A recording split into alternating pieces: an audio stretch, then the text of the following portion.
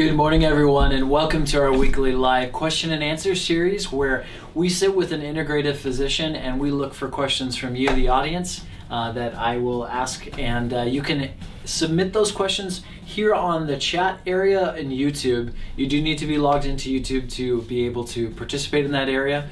I'm monitoring that chat section, and I'll ask your questions to the doctor. You can ask any and all things health related. We love to make this not just some talking heads episode, but an interactive event where we're answering your questions. And if you're having any trouble with YouTube or participating in the chat section, you can email your questions into us and we'll answer them on a following episode. Our email address here is office@tlcdoctors.com. Send your questions in there, subject line, just something that says live Q&A, and those questions will be forwarded to us on a following week. Dr. Althorp, thank you for joining us this week. It's always a pleasure to talk with my patients and family. It's fun, isn't it? Mm-hmm. And of course, this is live, so we don't really have any time to prep these answers or for these questions. So it's raw and it's real. So how's your detox going? My detox is going great. Actually, I am feeling really, really good. I'm actually considering maybe extending some of the detox when we're through it. This is my day 5. Mm-hmm. My wife and I, as well as a large group of patients here at our practice, and I think more than half of our clinic is participating in the Detox with Your Doctor event. That's wonderful. We're doing really good. Are you on it, Blake? No, but I did do it a couple months ago on my own. You did it before, good. Yeah. Okay. Those first 2 days are a little tough with the fasting, and I almost feel like I'm very familiar with fasting, intermittent fasting, and go a couple days without eating, but because you're eating a shake twice a day, it's just enough to kind of tease my appetite, and I'm thinking about food the whole day. Mm-hmm. But after day 2, it gets much better. Good. And I'm 5 days without coffee, which I haven't done in a long time. Just wanted to separate, get some distance there. I really like that our whole clinic is involved in this. I've been doing a detox all the month of January.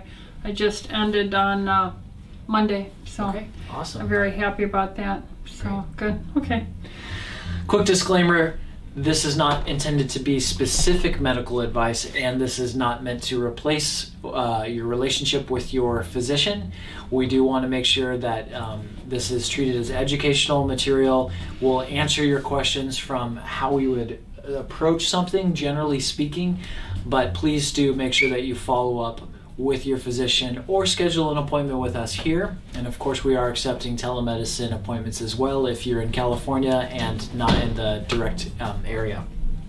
All right, why don't we hop into some questions that we have left over from last week. Okay. Elliot was asking some questions, if you remember, about supplements that help with ketogenic or ketosis, but then he went on to specify later, he was asking if there are supplements that can help with autophagy. He does a ketogenic diet for the health benefits, not for weight loss, but he's very interested in autophagy and what supplements can help with that. Well, enzymes, systemic enzymes in particular. Autophagy is when you're eating up unrepairable cellular that can't be revived. And so those proteins and fats are chewed up and then recommissioned to make new cell walls, new things. So this is kind of like a self-cleaning process, which is absolutely fantastic for longevity and disease prevention. This is what we like to get all of our patients doing, and that's usually with a fast, but a fast that is probably 2 days or more long. Men have more muscle mass, and so men get into autophagy sooner Faster than women because women have less muscle mass. But we can get through it. Typically it takes 3 days for a woman. When you take systemic enzymes, then you're helping to clear out waste and unrepairable debris. Of course, water. Water is the number one thing, a supplementation. I usually don't see any Americans, maybe 0.01% drink enough water. I've got my half gallon right here. That is amazing, Taylor. That's really amazing. But indeed, water and systemic enzymes would probably be the best suggestion. And systemic enzymes, which are the proteolytic things like serrapeptase, they work. They're designed to be taken on an empty stomach, which really fits in nicely with an intermittent fasting type of lifestyle or a fasting lifestyle. Right. Because on an empty stomach, they go right to work, get into the bloodstream, and start helping with autophagy, which is that programmed cell death, that cell turnover. And I take 6 every morning. I use Vitalzyme, but we have Vascuzyme, Proteozyme. Now that's different from digestive enzymes, Right. so when you do eat, you're digesting in the sac here. I try not to eat until about 1 o'clock, and I finish by 5:30 my dinner. If I eat very often, I miss my lunch, and I'll make it a 24-hour fast. But I try and periodically, monthly, do a 2-day or a 3-day fast just to get myself always into ketosis. And it's easy once you do this over and over again. Right. Okay, a question came in last week from Selena. I'm mid-30s, female, highly active, eat very clean. Recently experienced substantial hair loss, got blood levels tested, but all turned out normal. Any other way to find out why this is happening? Stress can do this. And we have hair growth is a seasonal thing, and they're in zones on your scalp. And so stress is usually the number one cause for that reason. You got to eat enough proteins in general. I don't see my patients eat enough. I follow the blood urea nitrogen, BUN, and too often that number is in the 9-8 range. I would like it in the 18 or so range. Microcirculation is important, exercise, drinking enough water, but stress, I would say it's stress. And when I hear someone who I'm not sure is a patient here following one of our doctors, and they say they had labs done and their doctor said it was normal, that doesn't necessarily mean that it's healthy normal, of course, right? Yes, there are lab population averages. Reference ranges. Yeah, so these reference ranges are just the population averages. Right. And if you have a population of Americans that are largely becoming obese, moving toward diabetes and hypertension, that's who you're being compared with. So it could be that what she thinks is normal, unless she's a patient here, Right. and we've talked and told her it was normal, our optimal levels are better than the average ranges. Right. We might look at thyroid or hormone levels that another doctor might glance at and say, you're fine. Okay. Great, so I hope that answers your question, Selena. I think that's it from the YouTube questions last week. I had a couple that were emailed in. So first question is, I'm a patient of Dr. Rita. She recommended drinking my black coffee with raw, unpasteurized butter. When I lived in California, I could easily find and buy raw butter. However, I now live in Arizona and having a difficult time finding raw butter to purchase locally. If I cannot find raw butter, is using ghee just as beneficial from a health standpoint? And if so, are there brands you recommend? I don't use ghee, but I would say that would be a second alternative. I'm not so sure that Sprouts is not in Arizona. Sprouts is a grocery store that is. Well, to interject, I know there's only certain states in the U.S. that allow the sale of raw dairy. California is one of the few, so maybe Arizona doesn't allow that. I guess so. Then I guess I would go with ghee. I don't have a brand name for it. And ghee is clarified butter, which is just probably pasteurized butter, which has been heated so the milk solids drop out, and then they kind of scoop out just the oil. Right, correct. So that's the direction I would go. Okay. All right. Next question is, Veronica says, I'm looking to try out a plan similar to the one Dr. Althorpe did at the start of the new year, a 5-day fast followed by only eating 2 Doctor's Nutrition bars for the next 2 to 3 weeks. My goal is weight loss, and I currently do high-intensity cardio, mostly cycling each day.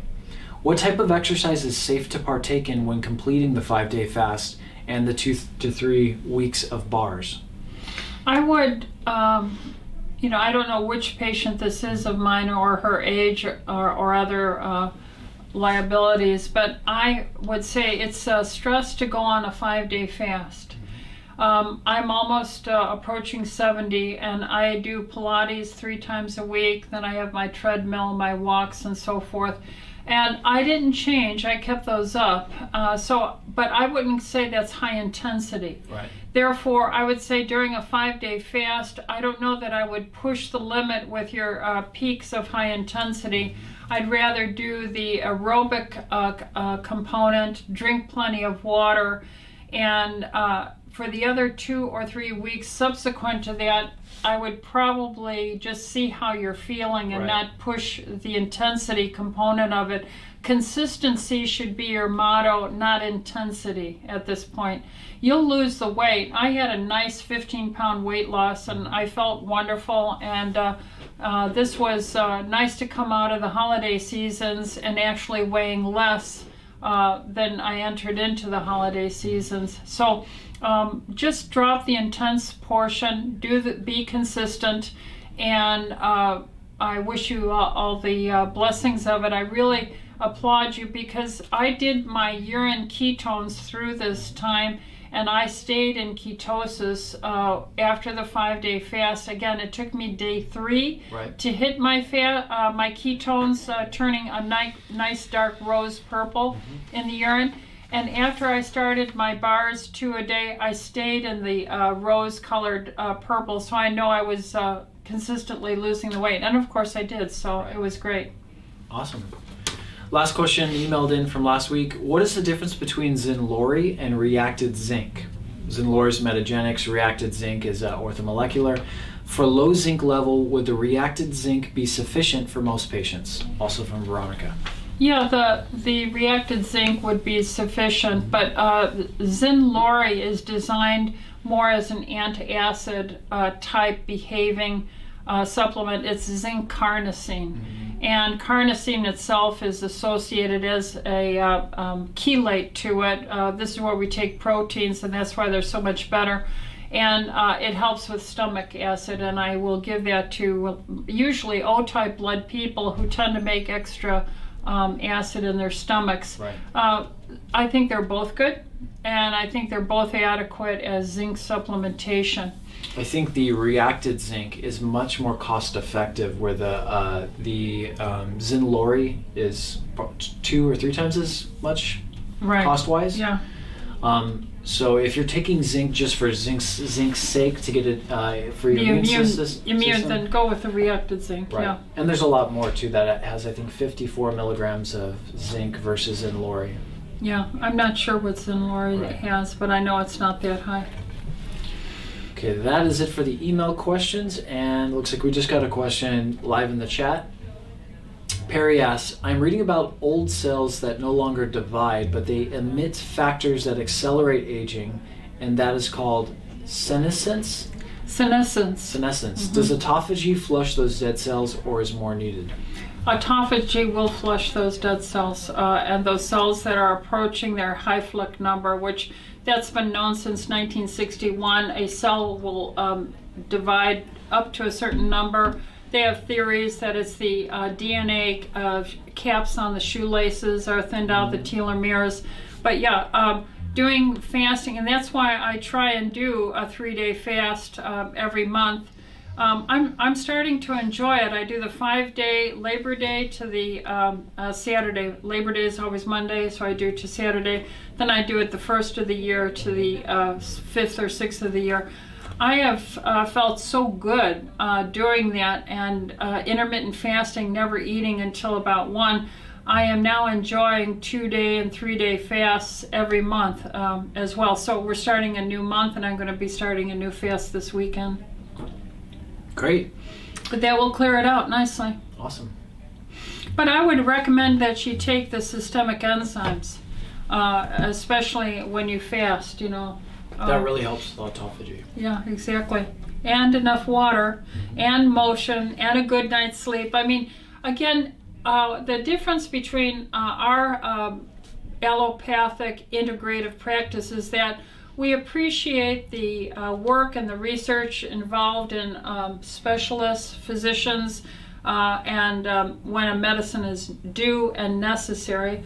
But we also understand that there's a whole style of living that needs to be accomplished and addressed at every visit, no matter what kind of a doctor you are.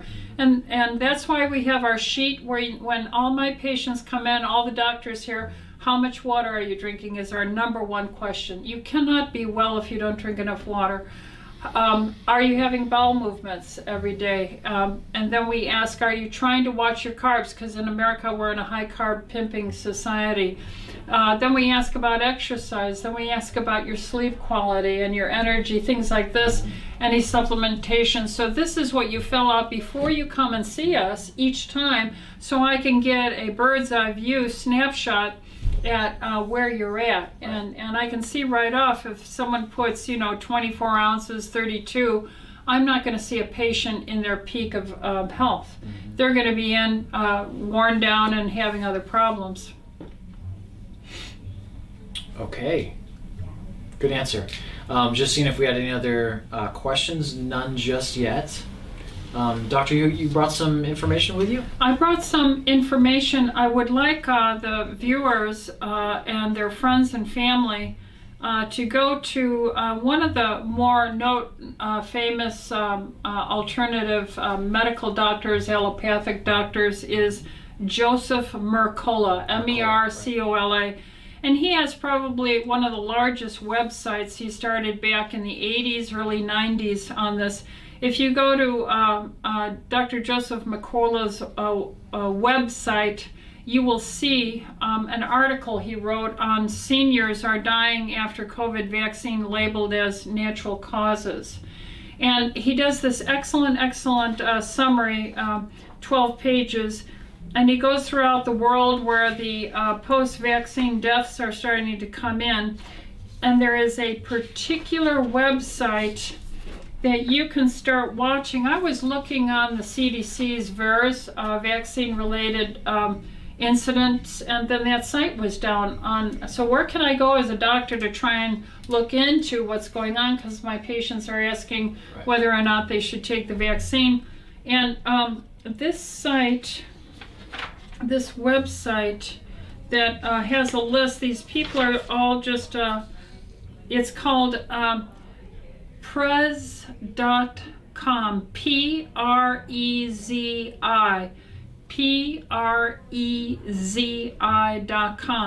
This site is just a open site for people to share their experience having had the vaccine or their close relative or coworker.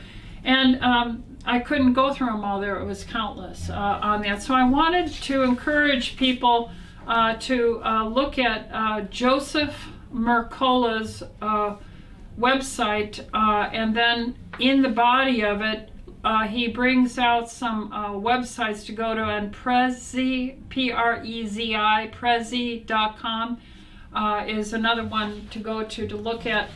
People all around the world discussing the impact of the vaccine. So just for information, another reference site. Okay, great. One other question here trickled in from Perry. I once read that pregnenolone will lengthen your telomeres. Other ways to lengthen them? Well, you could say that of anything. Eat butter, eating the fat on beef, because pregnenolone is a breakdown product of the fat and cholesterol. And when it's hydrolyzed into DHEA and pregnenolone, so you can make the argument pregnenolone along with it. So a lifestyle is what extends your life, okay? And if we were to look and say what one thing, hands down, seems to be associated with life extension from, bugs to human beings, it's fasting. It's giving the digestive system a break for a few days so that internal repair can go on. We're living in a world of marketing where everyone wants to sell something or have you buy something, and they're marketing to you foods and gadgets and gimmicks and everything, and supplements even. Well, actually, fasting is very cost effective. It doesn't cost you a thing. You can do it anytime and set it up for yourself, so it's very convenient. And the It builds discipline. it builds discipline, and and there's so much science on this now. Right. I mean, it's voluminous. There is another biochemistry PhD, Rhonda, Rhonda Patrick, Patrick, and she has a website called Found My Fitness. So I would go to the YouTube, Rhonda Patrick, Dr. Rhonda Patrick, Found My Fitness, and type in her search, longevity, fasting, telomeres, anything you want, and you'll see the volume of data there is, you'll never cover it all. Physicians will never cover it all. It's well established. And so as unpleasant as it may sound, fasting is the best thing you can do for those telomeres, rather than trying to find some miracle supplement. Right. I'm done. I've been doing this decades. There's no miracle supplement. Speaking of supplements, I do know a study comes to mind with one supplement that looked at telomere length, Juice Plus. Yes, yeah, It looked at telomere and it length. did extend it. Right. But once again, that's a whole food supplement. It's Right. not a supplement. That's true. It is 30 different fruits, vegetables, and berries in a capsule, minus all the sugars, which are so damaging. So, yeah, we just, we would put that into a food category. It's actually regulated as a food, not a Right. supplement. We don't have any other questions at the moment. We have a few minutes left, and I actually have a question that's kind of been in my brain lately.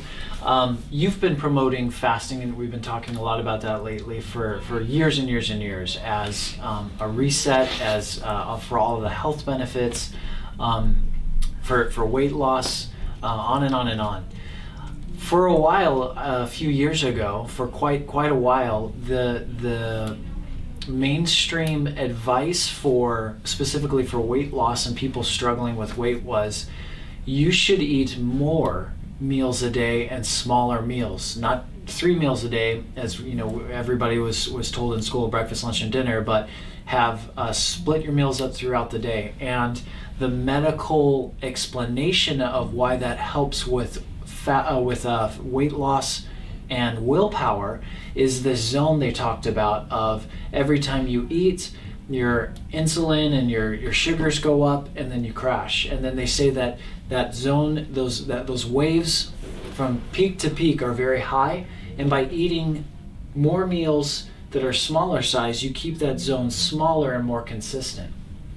How does fasting play into that, and insulin sensitivity and that willpower and that crash that they're talking about? When you do eat, there's a spike, and then when you don't eat, it crashes back down, and you're tired and you're hungry and your willpower is low.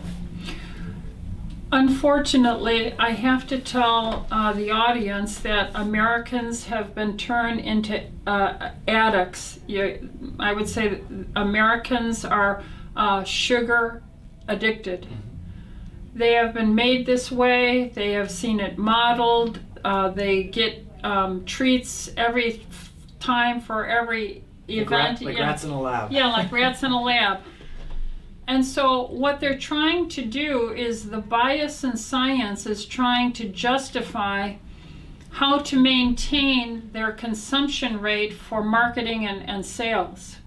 And so you can buy science. You can pay off and have the scientists look another direction.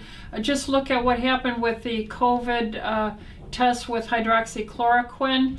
The Surgical company claimed to have data on all these people throughout the world and how hydroxychloroquine was not found effective. Then a discerning doctor said, show us your raw data.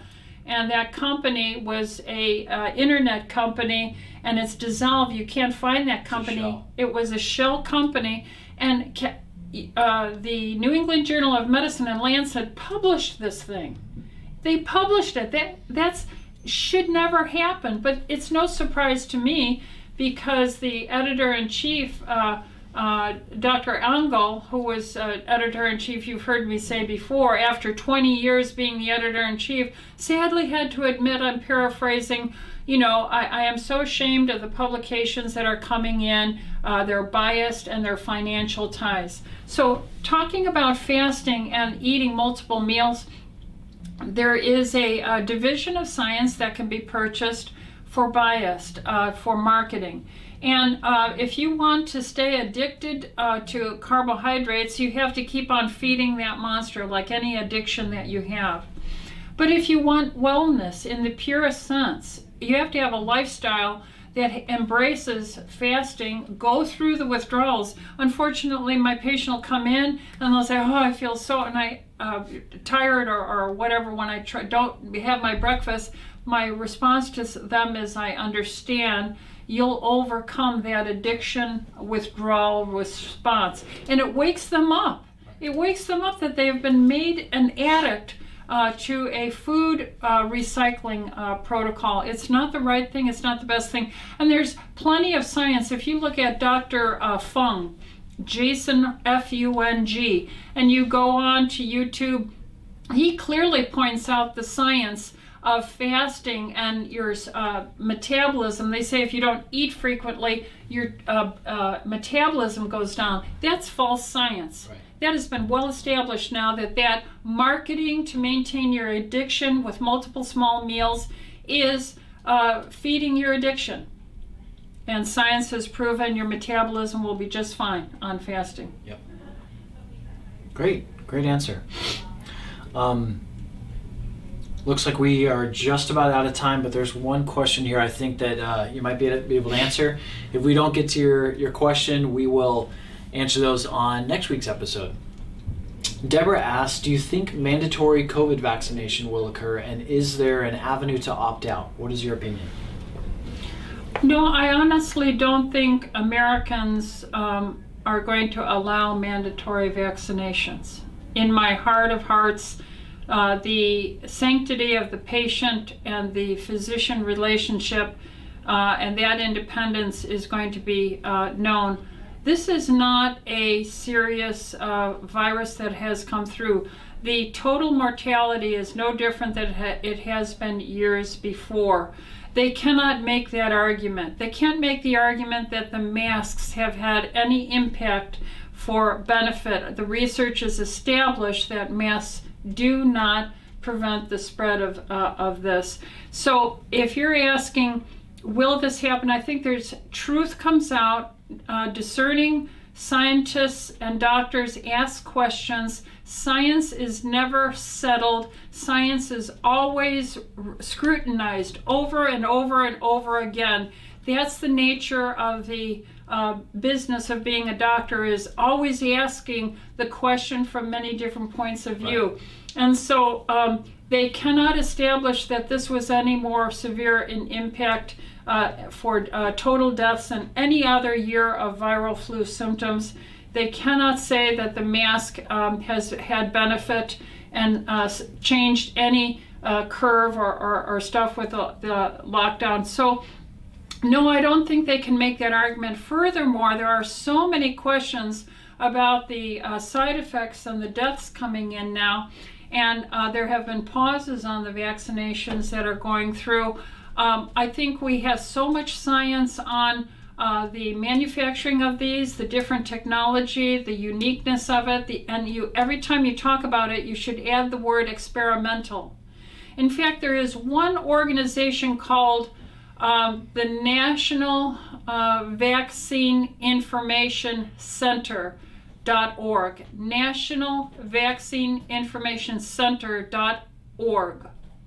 And this is, they put on a whole conference in October, the 18th through the 22nd of 2020. And there were 50 scientists. I mean, we're not talking about 8 scientists. We're talking 50 scientists, researchers, doctors, and so forth, who all looked in minutia at the manufacturing, the components, the technology of these vaccinations, and they come back uniformly. There's about 50 of them, so I haven't done all 50, but I've looked at enough, we have to ask the question about the safety and wisdom when the death rate was no different than other years, and we have other therapeutics. So you have to ask these questions. So no, I do not think the vaccine will ever become mandatory or any variant of it. I do believe in my colleagues in medicine and science that they have risen up to the task to inform people that we need to preserve our medical freedom and privacy, and that